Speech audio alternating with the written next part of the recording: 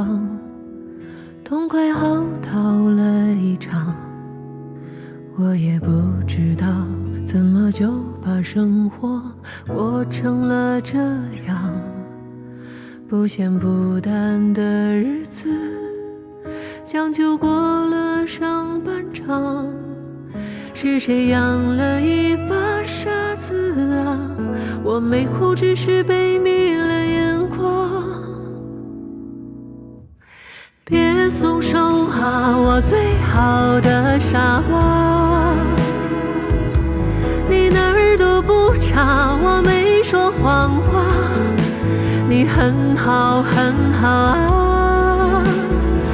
最该被温柔对待的人是你自己啊。遥远的太阳在你身后头顶上啊。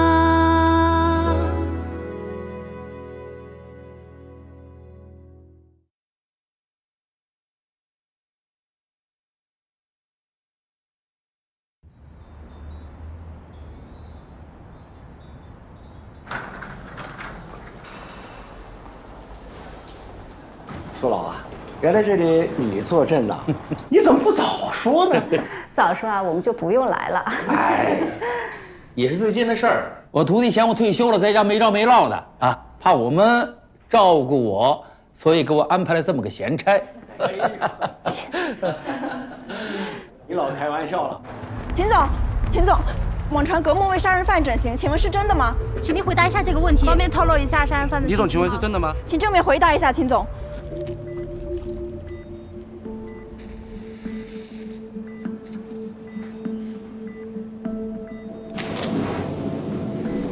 李总，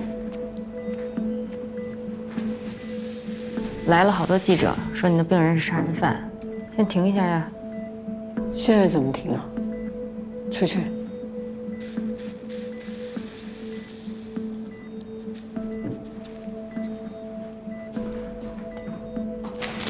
你愣在那干嘛？继续啊！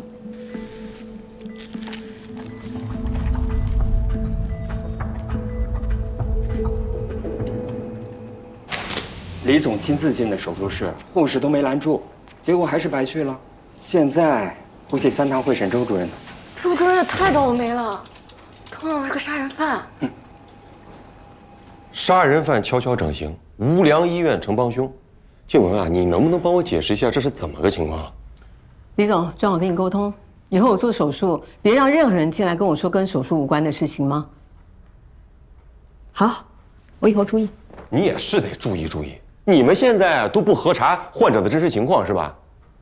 今天这日子是专门挑的吗？啊，不把葛木搅和黄了都不开心是吧？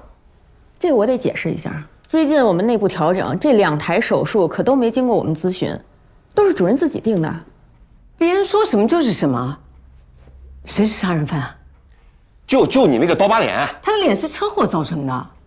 唐总，你上网搜搜赵征，一个山争夺的争，有上新闻的。他之前是开长途大巴，有一次开山路，正好被一个石头砸到脑袋。为了救乘客，他坚持操作，等到车停稳了，他才倒下来。这个新闻当时很轰动的。还真的耶，那杀人犯不是他，是我那位患者，林强。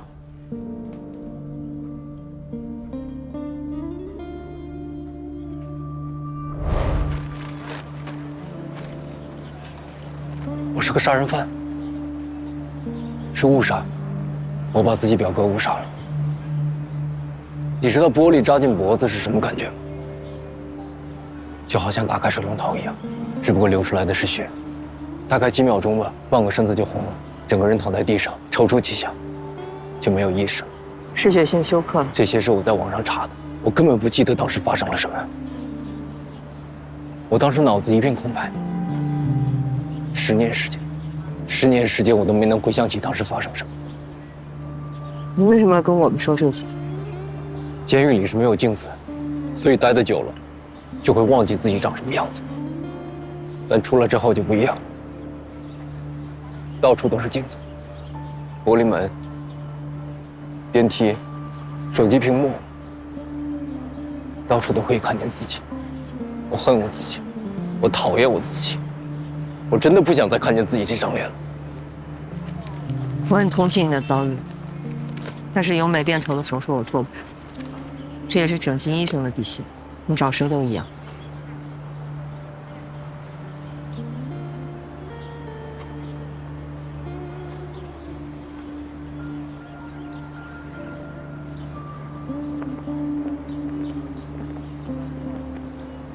其实你想改变自己的样子，未必非得由美变丑啊。多有意思啊！这个世界很多人不承认，以貌取人就是人类的常态。就因为赵真长得像坏人，我们就先入为主，觉得他就是杀人犯啊？这有什么区别呢？不管是赵征还是林强，那一样啊，是革命给杀人犯做手术了。我们是医生，不是法官。林强已经为他的错误坐过牢了，他现在的权利跟我们差不多呀。当他来到革命，他就是个患者，患者以前犯过什么罪，都不应该影响一个医生的专业判断。那如果这个案例对整个医院严重不利呢？这种手术又没有经济效益，那还让革命形象受损，我想不到这个意义何在啊！行了，哎，你别上价值了啊，嗑瓜子那个你也别犟了，还有你，哎，也别表达态度了。这个时候这些都不重要，现在外界的压力这么大，一个患者而已，这手术说不做就不做了，能怎么样？关键是专家那边检查到哪个环节了，有没有什么说法？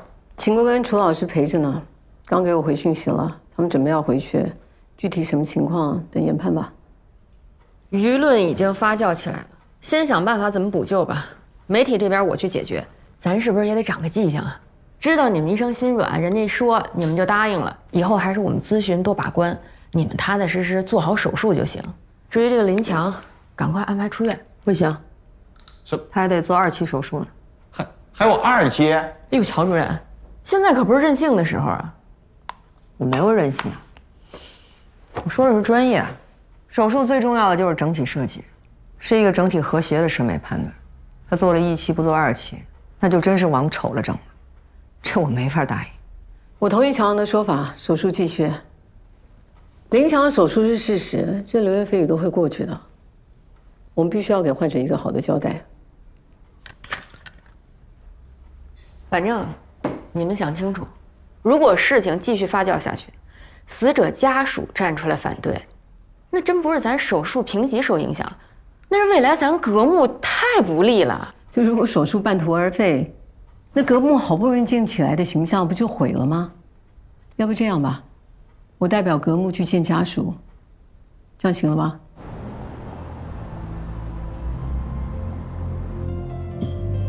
你今天也真的够疯的哦。你也不赖啊，人家都冲到手术室了，这手术都不停。不一样，赵真是无辜的。某种意义上，林强也是无辜的。这我能理解，偏见真的可以杀人，要不然赵真也不会倾其所有来整形，对吧？你说这个林强，他到底怎么回事？林强有个表哥，叫郑聪，俩人同岁。高考结束那天，2个小孩想到酒吧去庆祝一下，没想到遇到一群小混混，一言不合双方就打起来。一团混乱当中，林强拿了个啤酒瓶想自卫，没想到错手杀了人，死的就是他表哥。天哪！哎呀，这孩子吧，还从小父母离异，他爸在外打工也不管他，他妈又改嫁了，把他扔给自己的妹妹，就是他小姨。所以他是跟他表哥郑聪一起长大的。这郑聪妈妈应该很伤心，一下失去2个儿子。难怪林强东躲西藏，任谁也受不了这事儿。天地不仁，以万物为刍狗。你说咱们做医生的，对生死早就看淡了，1秒的事儿，太无常了。那他的死也是无常啊。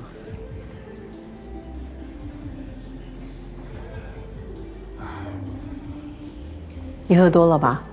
明天还得上班，走吧。有问你话呢。林强因为失手杀了人，坐了9年的牢，给自己错误买了单。你呢？要不是你，他根本就不会死。你他妈在这跟我扯什么无常？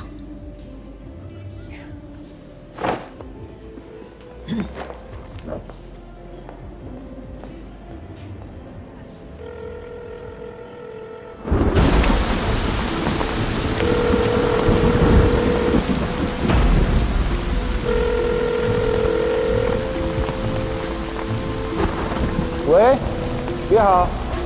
哎，干什么？不能进去。这是乔慧吗？这里不能进去。那是乔慧吗？是乔慧吗？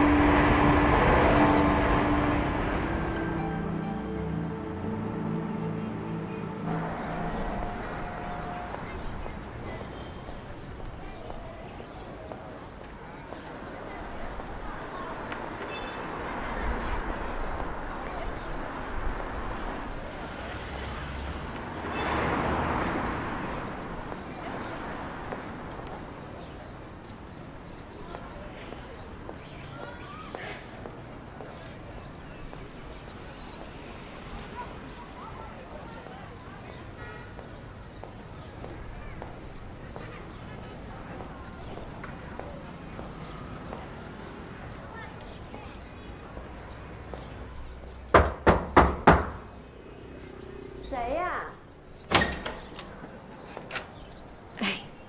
是郑聪妈妈吗？你是？我是为郑聪的事来的。我说了，我不接受采访。这件事过去很久了，我不想提。哎，其实我是个医生，林强的医生。阿强，他生病了。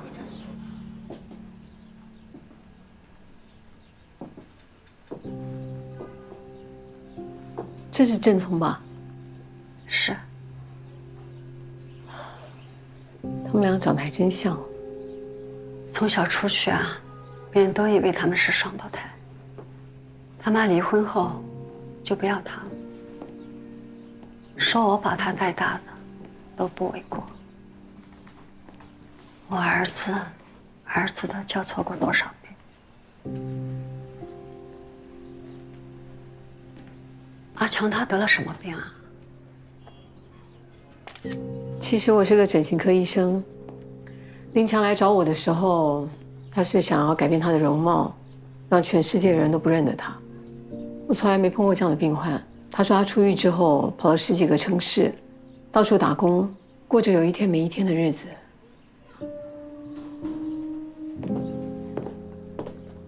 他出狱之后有来找过你吗？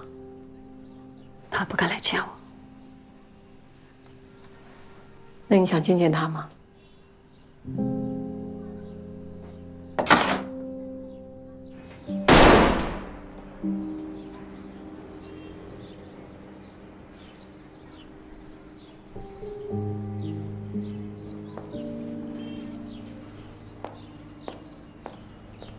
行，这田中丸确实看着更硬朗。等下周这个假体颅下颌的手术做完，你就更美，彻底改变气质。可是我不是要改变气质，我就是想让别人认不出来我。哼，这么怕人认出你，你得躲到什么时候啊？说实话，我就没打算出来。出事以后这10年，我觉得在里边待着才是最踏实的。啊，在里边待的当然踏实，可以心安理得的逃避现实。现在不出来了吗？总得面对的。你说的对，但我就是个胆小鬼。你就当我是个逃兵。反正手术做完我就要去上海了。从老家逃到龙川，现在又逃到上海，你这个逃兵打算逃有多远啊？下一站东北，再远点俄罗斯。哇，我下次见你的时候不会在北极吧？那倒不会，我怕冷。好好休息吧。我身上人多不多？有没有睡会儿啊？还行，睡不着。好消息啊，评级很顺利，4级手术牌照这把算是稳喽。你这个找权威专家坐镇的想法简直了，天才啊！有楚老加入，那咱们格木可算是如虎添翼。啊，还有，你和乔阳的判断真是对的。林强这个事情现在在网络上热度已经下来了。我那个上海那同学老全记得吗？在上海开厂那个，我跟他电话说了一下，回头就让林强去他那儿工作，老全那儿没问题。咱们格木啊，回头再发个声明，说清楚林强之前没有就这个身份的事情跟咱们沟通过，这件事情就算彻底翻篇。哎，你怎么不跟我商量呢？放心，我就是以你的名义跟林强沟通的，他特别感激你。是我们是可以发声明说林强他隐瞒身份保住了格木，那林强呢？林强要面对这么多的恶意，我们再这么做，不是火上浇油吗？我之前没想那么多，唉，我就是看你工作太多了，想替你分担一点。我谢谢你帮我分担，但你能不能问清楚我的需求是什么呢？那你的需求是什么呢？工作越多越好，离家越远越好呗。静雯结婚前我们说好的，婚后你要工作，我绝对支持。你要当一个好医生，我支持你。你要管医院，你要管医务，我都支持你。你做得好，我还替你喝彩。我做这些为什么？我不就是为了哄你开心吗？那我已经让你做了这么多，其他事情你能不能就不要再插手了？我最近真的看不懂，我觉得你走火入魔了。你什么工作都要做，什么名分你都要抢。说到底，林强是乔阳的病人，要出差也应该乔阳去出啊。我不懂你为什么要这么自告奋勇，连这种长途公差都出得不亦乐乎。你要一直这样，我们家庭怎么办？我们生活还过不过了？总得有个主次，是不是？不是，我说一句，你说这么多干嘛？我们不就在讲工作吗？你更年期啊？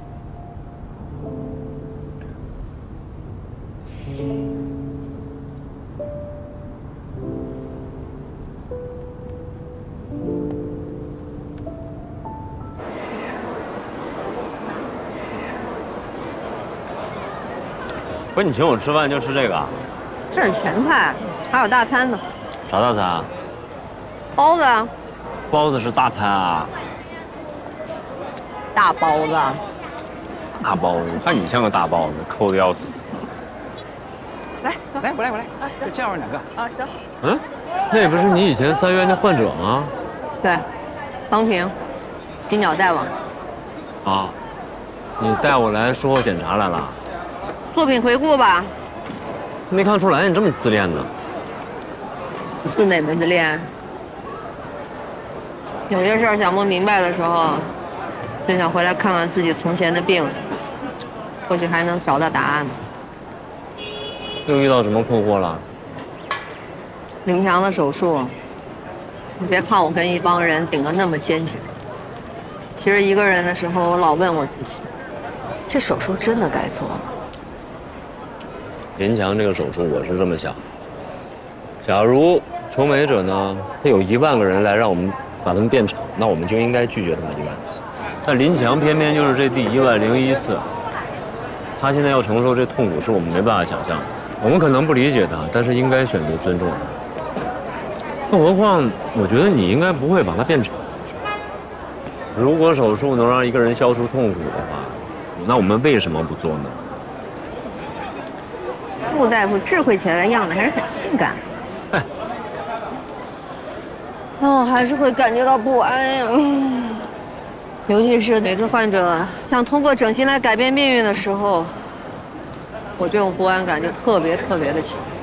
整形本来就是没有统一的标准，这手术的成败呢也是很主观的。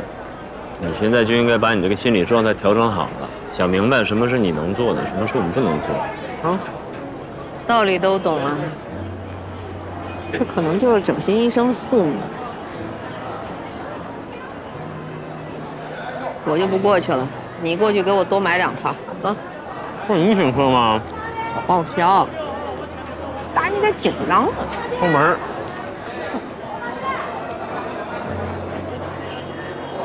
吧？哎，吃点啥？包有什么馅的？可以过来。有牛肉、酱肉、芽菜。给我来2个牛肉，2个芽菜。哎，好嘞。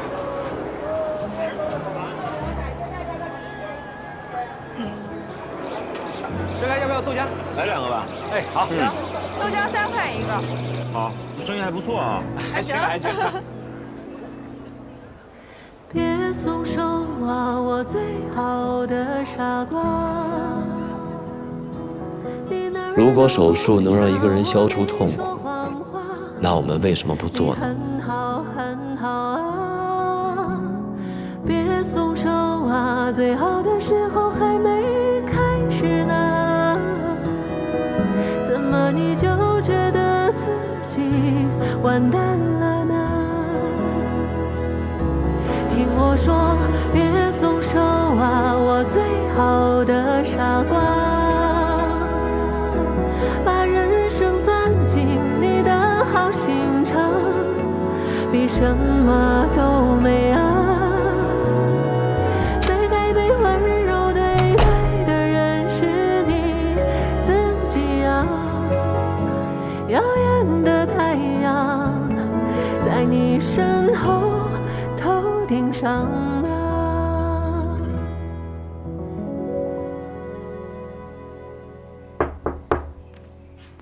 乔主任，是不是做的太自然了？我怎么还是觉得我的变化是不是很大？我下次的手术可不可以变化更大一些？下次的手术还是先缓缓吧。周主任，谢谢你帮我安排去上海工作。不客气。你去上海之前，要不要去老家见见你小姨啊？你们想要干什么？你跟你表哥的轮廓是一模一样，这才是你换脸的真实原因，对吗？这跟你有关系吗？你们是医生，只需要把我的手术做好就好了，其他的事情不要管。林强，你以为做了手术就可以逃避过去吗？你还是会在梦里梦到那张脸。我去见过你小姨了。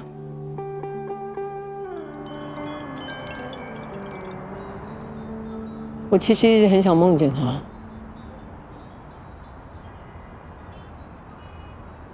我倒是老梦见他，但他从来没跟我说过话。可能还在生我气。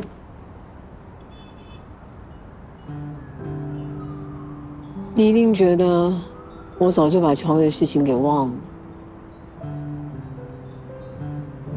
忘不了。这种痛苦一辈子都忘不了。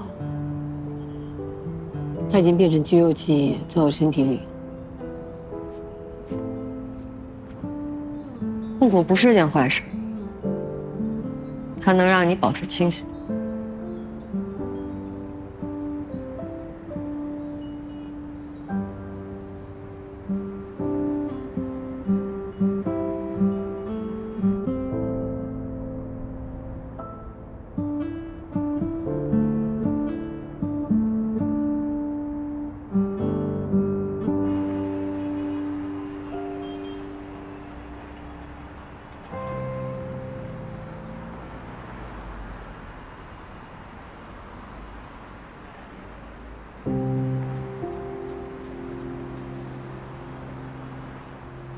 你们想让我顶着这张脸去见我小姨吗？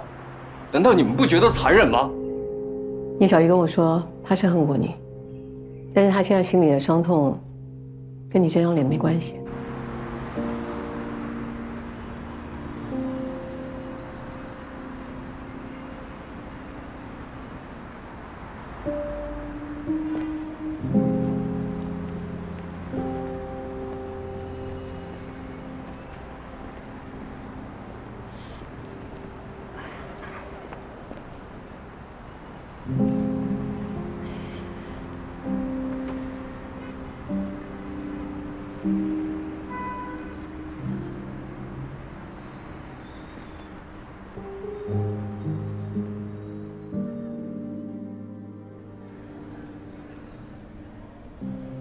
本以为楚老那么闲云野鹤的一个人，能答应做个名誉顾问之类的虚职就已经不错了，这一下做个名誉院长了。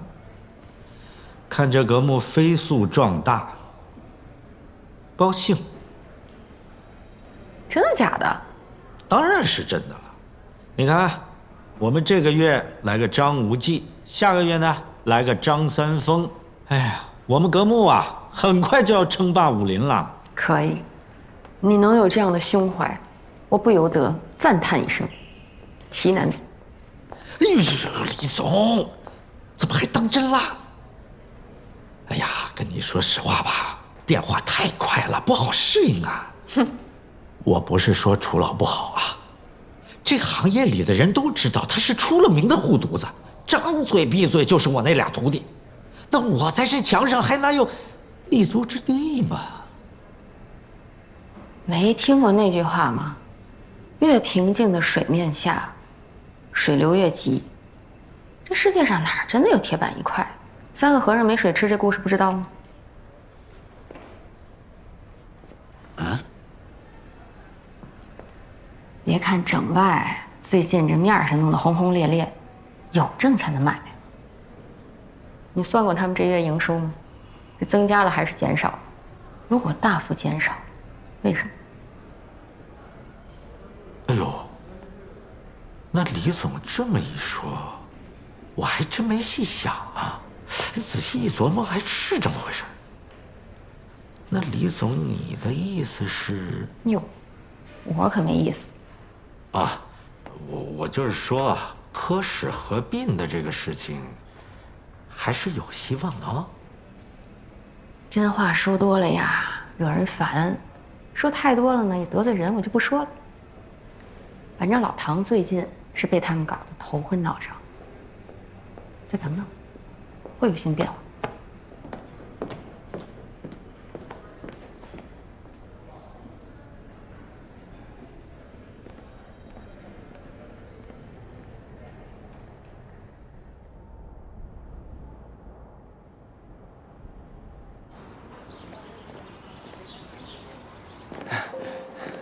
大夫说在哪个地方吗？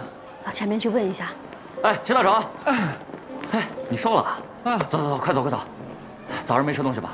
空腹来的。新民，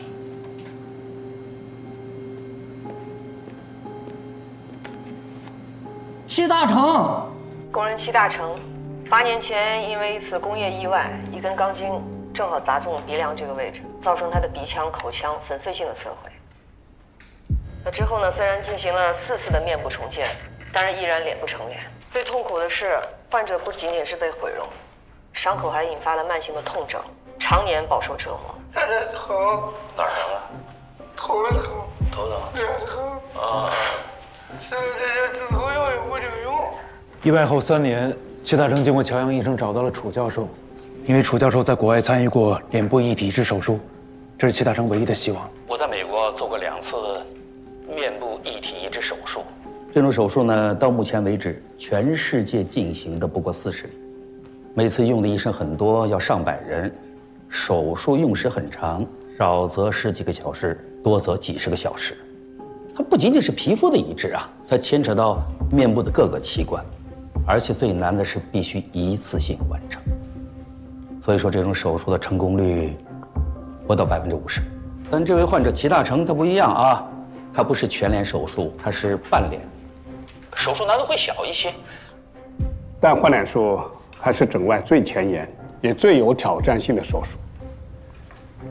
老楚，有几分把握？全世界成功的案例也不是很多，主要是因为技术难度大，二是呢，愿意捐赠面部的家属是少之又少。大家可以看到啊，这个手术对捐赠者的年纪、肤色、面部的宽度、高度，以及前方轮廓和骨骼吻合呢，都是要求极高的。也因此，我们的捐赠库呢，始终没有合适的供体，配对成功的概率呢，也只有50万分之1。但是今天呢，供体终于出现了。喂，您好，邓兰先生生前进行了遗体捐献登记，您是他登记的执行人。请问您是否同意进行遗体捐献5年来，3院的各个科室跟我都在积极准备和跟进着。我们做过3次的实体练习，主要是让大家掌握手术细节的每一步。因为目前这种技术核心啊，跟现在的科技水平发展来讲，我觉得不是最难。我觉得最难的是什么呢？各个科室那么多医生集团性作战的相互配合，对细节的准备和把控，我觉得这个才是最难的。陈院这时间也不早了啊，我建议我原来的医生季主任和乔阳医生协助我做辅导。楚教授，不好意思打扰一下啊，这个乔阳医生已经离开我们3院了。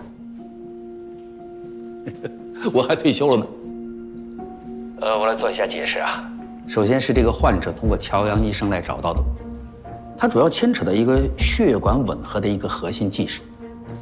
5年了，除了我们组织的这种手术的练习之外，我想在座的各位愿意把自己更多的私人时间投入到这种遥遥无期的手术准备上吧？有吗？在座的，有了，请你们举一下手。我可能孤陋寡闻啊，让我看看。没有，但是有一位他没举手，乔阳医生，他一直在底下默默地进行着练习。我想在座的各位，没有谁比他更能掌握这项技术的了吧？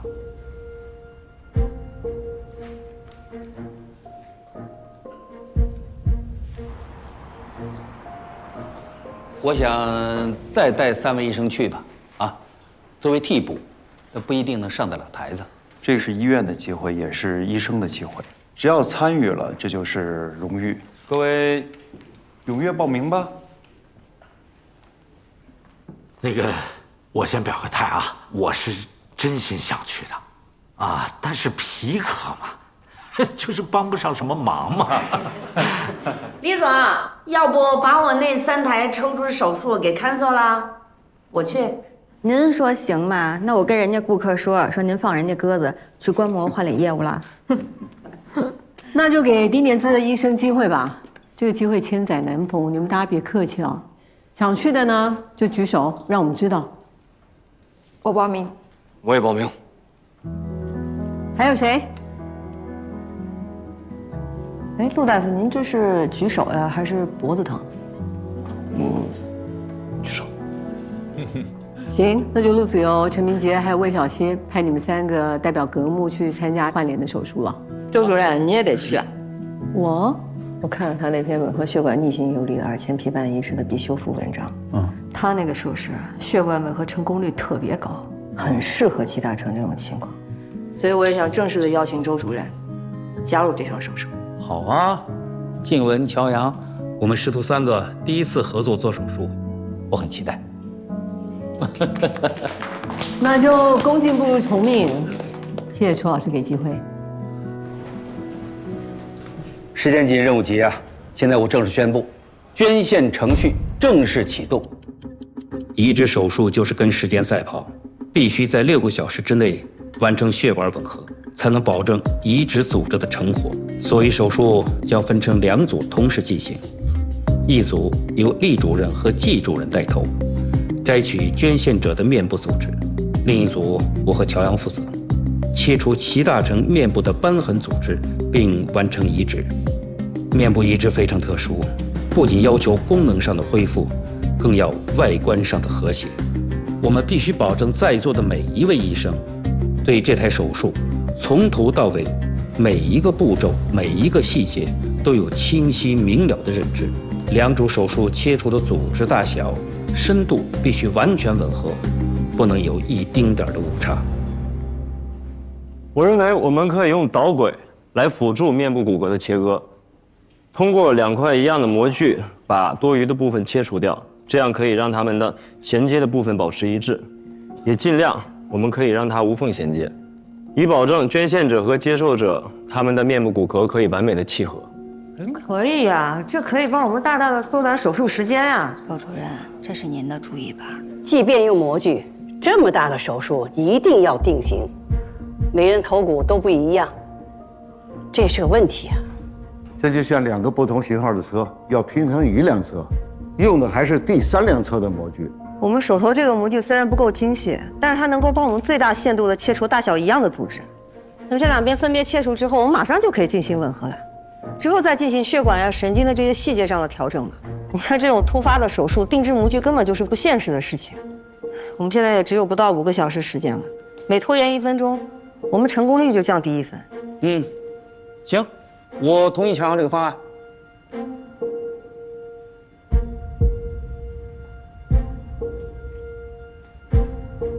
好，我认为这个方案可行。开始吧，抓紧时间。陈月，陈月，捐献者的家属不同意捐献了，要见手术负责人。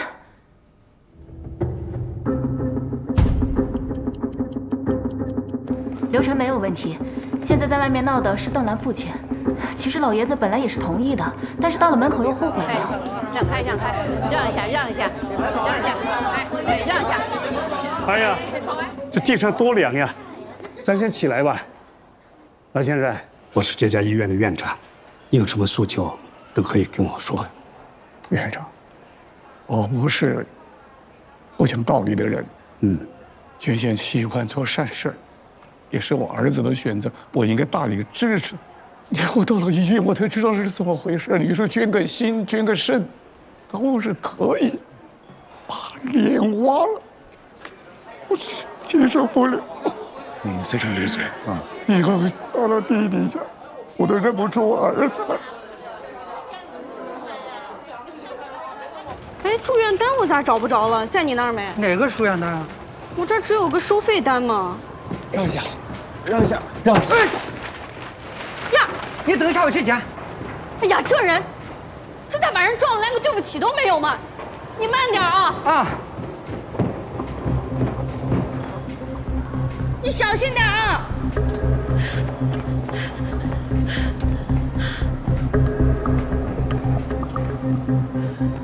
你慢点儿，看着点脚底下，底下那儿有一张。大成，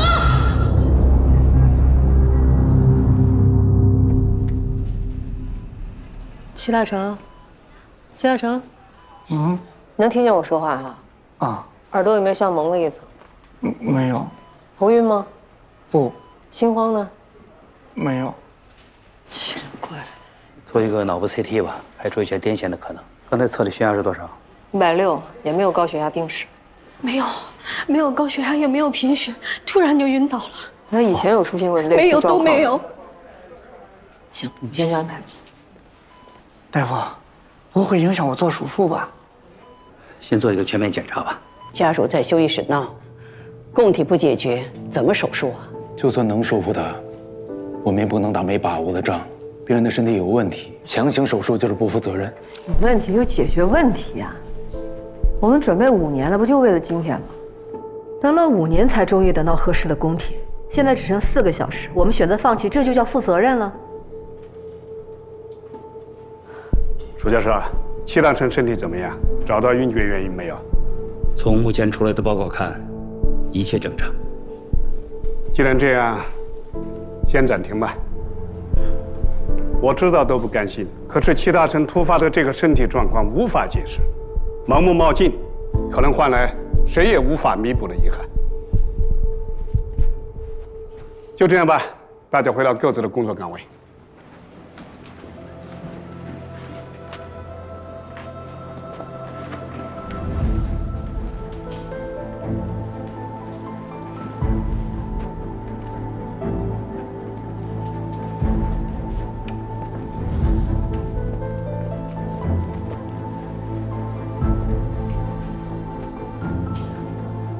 你该不会也想放弃吧？你有什么想法？听我说，邓来了遗体谁也不许动，等我电话。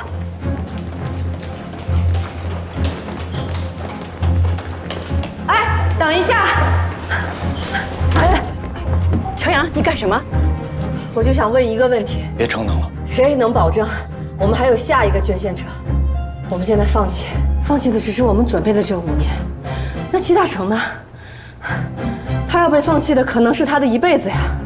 反正只有3个小时了，这3个小时之内，要是解决不了齐大成的问题，我放弃。但在那之前，请各位务必留住邓兰，再给齐大成一次机会，拜托了，拜托了。那早上吃什么了？一大早想着要做检查，什么也没吃啊。咱不着急啊，你仔细回忆一下，除了做这些检查之外，你还干什么了？早上起来就直接来医院做检查了，什么也没干啊。有没有家族遗传病史啊？什么意思？就类似于爷爷奶奶那一辈儿的，有什么高血压啊、心脏病啊什么的？没有。颅脑 CT 结果出来了，没什么异常。怎么喘成这样？人太多了，等电梯太慢了，我一口气跑上来的，这不怕你着急吗？你刚才说报告单掉了，你从楼上跑下去捡？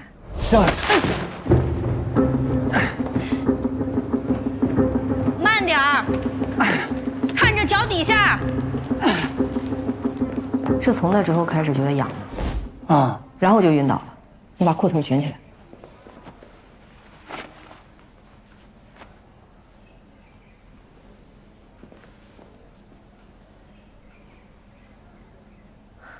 电梯是我摁的。那怎么了？啊，那回头见面详聊啊。我一会儿可以。哎，秦总，来介绍一下，这3位是咨询公司的评估专家，这是我们的秦总。你好，晴晴，来，哎，你带专家们先转转，我跟秦总有点话说。这边请。咨询公司，什么情况？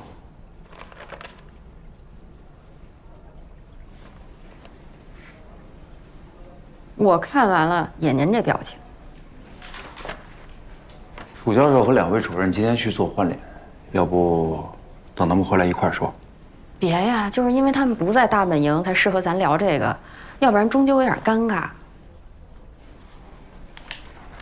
实话说啊，最近这几个月，皮肤科跟整外从业绩上是越拉越远了。您说，咱现在专家实力越来越雄厚了，手术能力越来越强了，这业绩越来越不行，这难道不值得我们深思吗？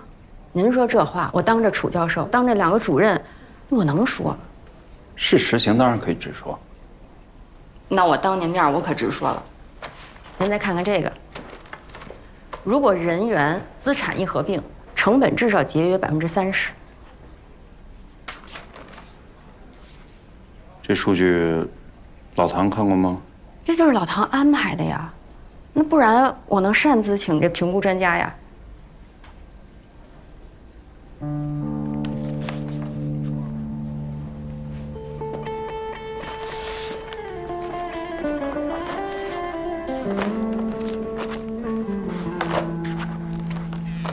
那秦总，您拿回去仔细着看，我呀先陪陪专家。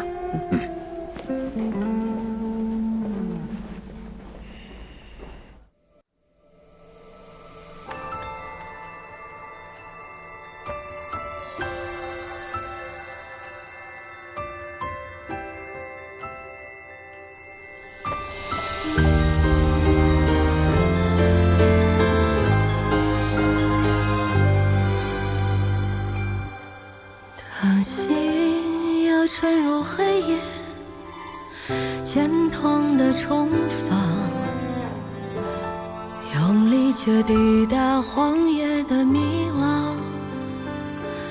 但我不做屏风上的鸟，做沙漠，做洪水，做飘飞的烛火。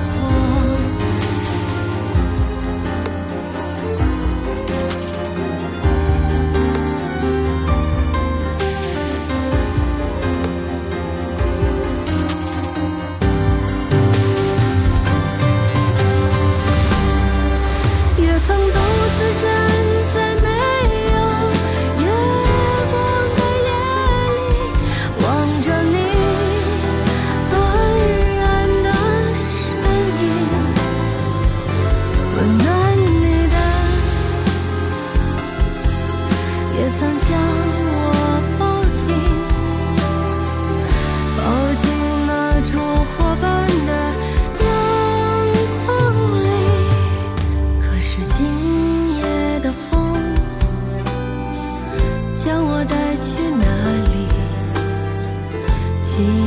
着希冀煽动羽翼，风中呼喊那声音是那样的熟悉，是你吗，亲爱的我自己，是你吗，亲爱的我自己。